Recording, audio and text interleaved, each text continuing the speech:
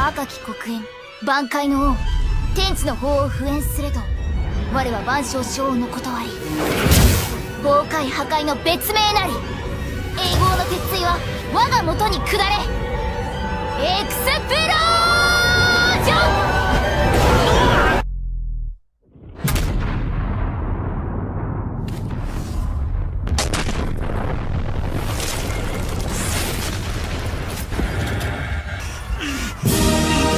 Bismillahirrahmanirrahim. Assalamualaikum warahmatullahi wabarakatuh. Kembali lagi di channel saya. Yoi, pada kesempatan kali ini kita akan membahas tentang hukum Newton.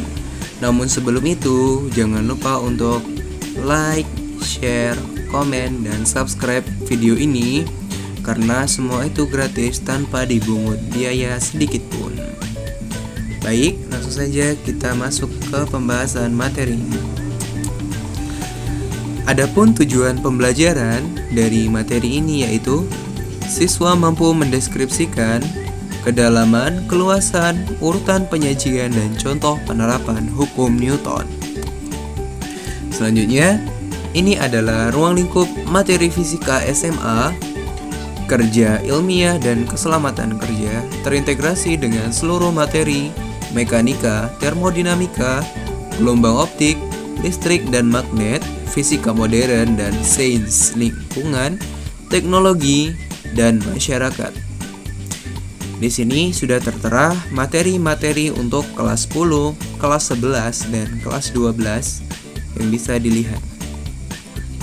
Next, ini adalah kedalaman dan keluasan materi hukum Newton SMA.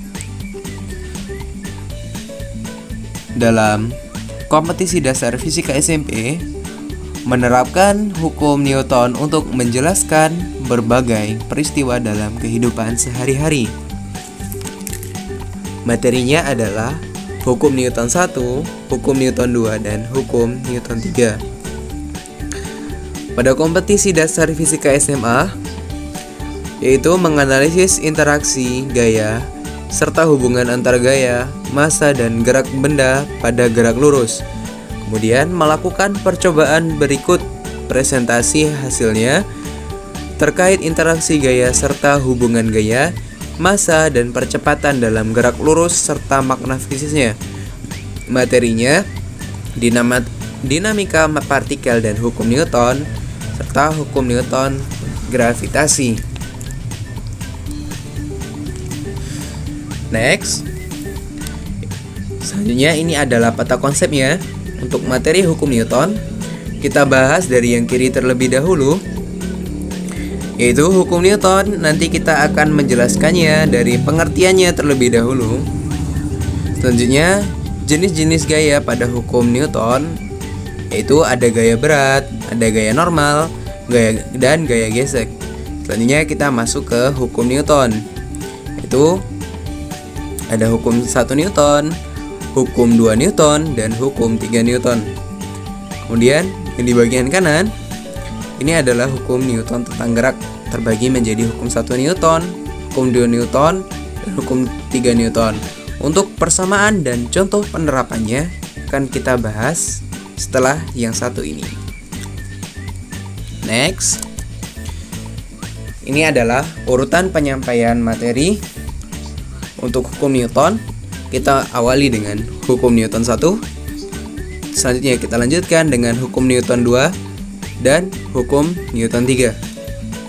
Next, kita masuk ke materi yang pertama, yaitu hukum 1 Newton.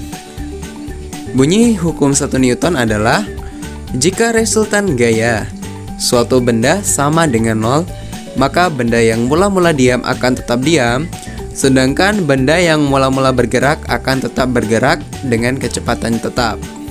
Hukum 1 Newton dirumuskan dengan persamaan sigma F sama dengan 0. Baik, kita lihat aplikasinya atau penerapannya dalam kehidupan sehari-hari. Oke, di sini saya sudah punya ada dua gambar ya, gambar kiri dan gambar kanan. Gambar yang kiri itu mobil yang semulanya diam. Kemudian di gambar kanan, mobil tiba-tiba bergerak. kita amati dulu gambar ini. Pada mobil yang pertama, yang pada keadaan diam, penumpang di dalamnya berada pada posisi berdiri dan duduk seperti pada umumnya. Sedangkan di gambar yang kanan, saat mobil tiba-tiba bergerak, penumpang seperti tertarik ke belakang, seperti ada yang menarik mereka ke belakang. Kira-kira kenapa ya? Ternyata disinilah berlaku hukum Newton. Itu tadi kita mengetahui bahwa benda yang semula-mula bergerak diam akan tetap diam, dan benda yang bergerak akan tetap bergerak dengan kecepatan yang konstan. Terus kenapa ini tertarik ke belakang? Ternyata mereka mengalami inersia atau mengalami kelembaman, di mana tubuh mereka mempertahankan kondisi seperti sebelumnya. Makanya mereka seperti tertarik ke belakang. Next, hukum 2 Newton.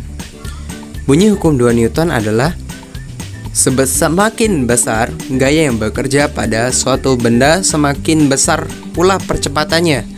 Tetapi semakin besar massa dari bendanya, maka semakin besar perlambatannya.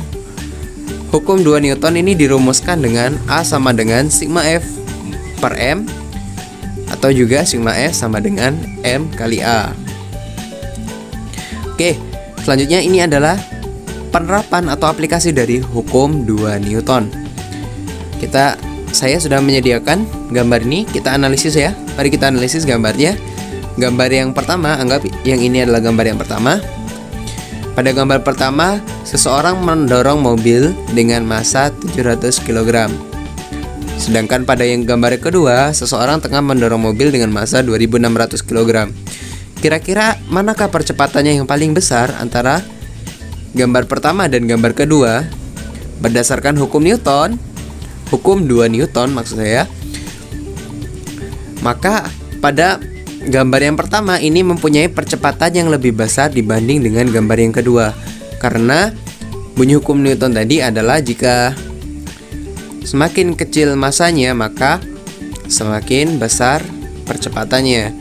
Maka jika semakin besar massanya, maka semakin besar pula perlambatannya, maka percepatannya lebih besar gambar yang satu dibandingkan dengan gambar yang kedua. Karena gambar yang kedua mengalami perlambatan yang lebih besar dibandingkan gambar satu. Baik, selanjutnya hukum 3 Newton. Bunyi hukum 3 Newton adalah pada saat suatu benda memberikan gaya pada benda yang kedua, maka benda kedua juga melepaskan gaya yang sama tapi melawan arah gaya benda yang pertama. Misalnya seperti ini, kita analisis gambarnya. Misalkan di sini ada balok ya. Balok ini memberikan gaya aksi kepada lantai sebesar F aksi misalnya. Maka lantai pula akan memberikan gaya kepada balok ini sebesar F reaksi. Maka benda ini tidak bergerak, akan tetap seperti ini. Hukum 3 Newton ini dirumuskan dengan persamaan F aksi sama dengan minus F reaksi. Mengapa minus? Karena gayanya berlawanan dengan gaya yang diberikan oleh benda pertama. Oke, selanjutnya ini adalah aplikasi atau penerapan dari hukum 3 Newton. Saya mengambil gambar ini, contohnya pada roket ya.